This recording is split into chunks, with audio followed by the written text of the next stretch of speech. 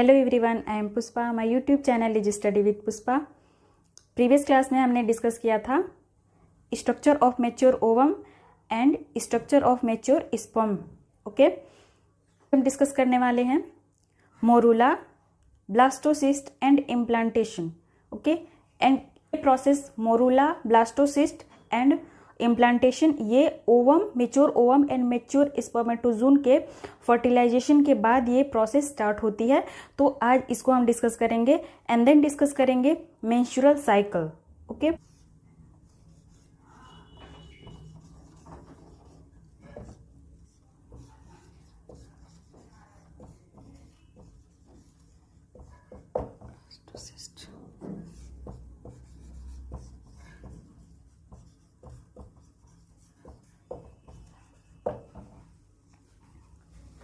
ये है morula, blastocyst and implantation. First देखते हैं मोरूला क्या होता है। मेच्योर ओवम एंड मेच्योर स्पर्मेटोजोन का जब फ्यूजन होता है तो फ्यूजन के बाद जब एम्ब्रियो डेवलप होता है तो वही एक एम्ब्रियो के एम्ब्रियोनिक डेवलपमेंट के फर्स्ट स्टेज को मोरूला कहते हैं। ये जो एम्ब्रियो है इसका जाइगोट के साथ अर्ली एम्ब्रियो का क्लेवेज डिवीजन होता है एंड जब इसका डिवीजन हो जाता है तो ये एक सीरीज में प्रोड्यूस होता है। ठीक है, सीरीज में आगे जाता है। तो ये हो गया मोरूला। अब देखते हैं ब्लास्टोसिस्ट क्या होता है। फर्टिलाइजेशन का प्रोडक्शन एक सेल एम्ब्रियो है जो over the next few days होता है। उसके बाद एम्ब्रियो का एक सेल डिवीजन होता है। सेल डिवीजन हो जाता है तो उसी को ब्लास्टोसिस्ट के नाम से जाना जाता है, मतलब उसको ब्लास्टोसिस्ट कहते हैं। जब इसका डिवीजन हो जाता है तो वहां पे एक हॉलो स्फीयर एरिया जो है वो डेवलप हो जाता है। तो ये हो गया ब्लास्टोसिस्ट। अब देखते हैं इम्प्लांटेशन। ठीक है, ये सारी प्रोसेस के बाद इम्प्लांटेशन कहाँ हो रहा है ये देखते हैं। ह्यूमन में प्रेगनेंसी के वेरी अर्ली स्टेज में इम्प्लांटेशन हो जाता है। ओके, जो कॉन्सेप्टस के बाद यूटेरस के वाल से चिपक जाता है। कॉन्सेप्टस मीन्स फ्यूजन के बाद जो जाइगोट बनता है उसी को कॉन्सेप्टस कहते हैं। ओके, ह्यूमन में इम्प्लांटेशन फर्टिलाइज्ड ओवम के मोस्टली 9 डेज के बाद होता है। ओके, तो ये रहा इम्प्लांटेशन कंप्लीट हो गया। अब स्टार्ट करते हैं मेंस्ट्रुअल साइकिल को रिप्रोडक्टिव साइकिल भी कहते हैं। एवरी 26 to 23 डेज में ये होने वाला एक सीरीज है। रेगुलरली ये 26 to 23 डेज में ये होता है। Okay, out the child bearing period about 36 year. जब मेंस्ट्रुअल साइकिल स्टार्ट होता है तब ओवरी एंड यूटेरस का जो वाल होता है उसमें चेंजेस आते हैं। तो मेंस्ट्रुअल साइकिल होता है, इसकी एवरेज लेंथ जो होती है 28 डेज होती है। एवरेज लेंथ मीन्स कि ये 28 डेज के बाद स्टार्ट होता है। ओके, बोलेंगे कि 28 डेज इसकी एवरेज लेंथ होती है। 3 फेज इन मेंस्ट्रुअल साइकिल के 3 फेज होते हैं। वो 3 फेज कौन कौन से हैं? वो 3 फेज हैं। फर्स्ट है menstrual phase, second proliferative phase, third है सिक्रेटरी फेज। तो देखते हैं फर्स्ट मेंस्ट्रुअल फेज क्या होता है। मेंस्ट्रुअल फेज मेंस्ट्रुअल साइकिल के स्टार्टिंग के फर्स्ट डे से लेकर मेंस्ट्रुअल साइकिल के लास्ट 4 डेज को मेंस्ट्रुअल फेज कहते हैं। ओके, यहाँ पे जो ये मेंस्ट्रुअल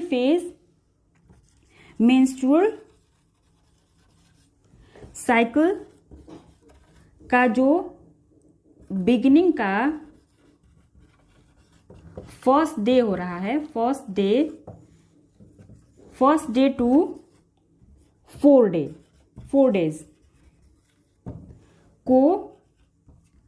डेज को मेंस्ट्रुअल साइकिल के बिगिनिंग के 1 डे से लास्ट 4 डे को मेंस्ट्रुअल फेज कहते हैं। ओके, 1 डे से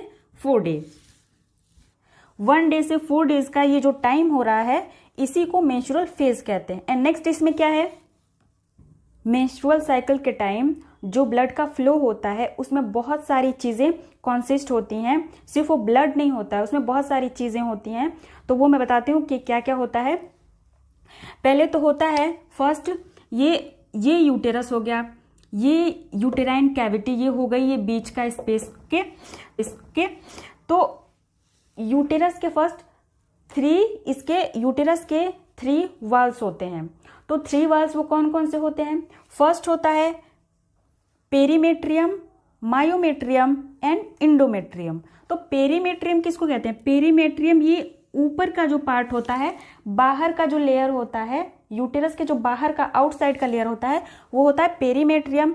एंड जो इसके बीच का जो लेयर होता है यूटेरस के, उसको कहते हैं मायोमेट्रियम। एंड लास्ट जो यूटेराइन कैविटी जो है, मतलब एकदम अंदर का जो लेयर होता है, यूटेराइन कैविटी के पास जो लेयर है उसको कहते हैं इंडोमेट्रियम।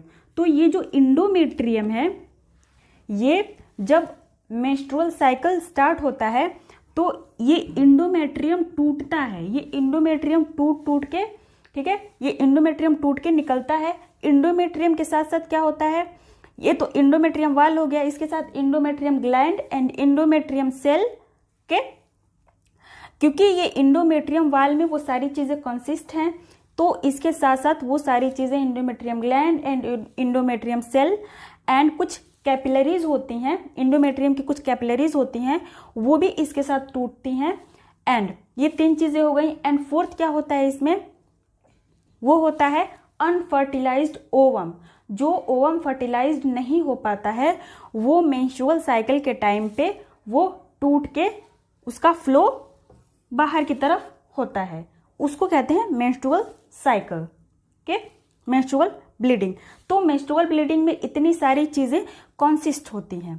तो ये हो गया मेंस्ट्रुअल फेज फर्स्ट। अब नेक्स्ट देखते हैं क्या है, वो है प्रोलिफरेटरी फेज। ये है प्रोलिफरेटिव फेज। मेंस्ट्रुअल साइकिल के स्टार्टिंग के 5 डेज से लेकर मेंस्ट्रुअल साइकिल के लास्ट 10 डेज का जो पीरियड है उसको हम प्रोलिफरेटिव फेज कहते हैं। तो ये हो गया proliferative phase. And last third phase है सिक्रेटरी फेज। तो सिक्रेटरी फेज क्या होता है? मेंस्ट्रुअल साइकिल के स्टार्टिंग का जो 11th डेज से लेकर मेंस्ट्रुअल साइकिल के लास्ट 14 डेज का जो पीरियड होता है उसको सिक्रेटरी फेज कहते हैं। जेनरेटिव फेज भी कहलाता है।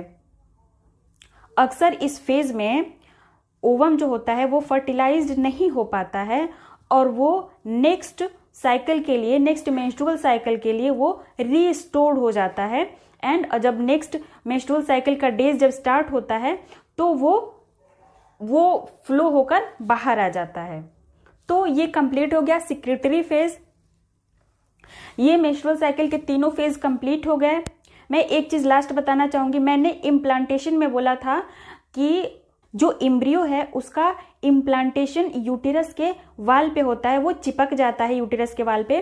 तो यही है यूटेरस का वाल, जो ये इनर वाल जो है इसका इंडोमेट्रियम, इस पे वो आके इम्प्लांट हो जाता है ऐसे। अगर वो ज्यादा नीचे इधर यहाँ पे अगर इम्प्लांट होता है तो उस एम्ब्रियो का अबॉर्शन होने का ज्यादा चांस होता है, बहुत ज्यादा चांस होता है उसके अबॉर्शन का, अगर वो ज्यादा नीचे इम्प्लांट हो गया। अगर वो ऊपर या बीच में इम्प्लांट होता है तो वो ठीक रहता है। तो ये कंप्लीट हो गया मेंस्ट्रुअल साइकिल का तीनों फेज। आज का टॉपिक इतना ही, आज का टॉपिक कंप्लीट हो गया। नेक्स्ट टॉपिक है प्लेसेंटा एंड फीटल मेम्ब्रेन। तो मिलते हैं नेक्स्ट वीडियो में नेक्स्ट टॉपिक के साथ। तब तक पढ़ते रहिए, खुश रहिए, अपना ख्याल रखिए और चैनल को सब्सक्राइब कर दीजिए एंड बेल आइकन को प्रेस कर दीजिए और वीडियो को लाइक, शेयर एंड सब जरूर कर दीजिए। Thank you.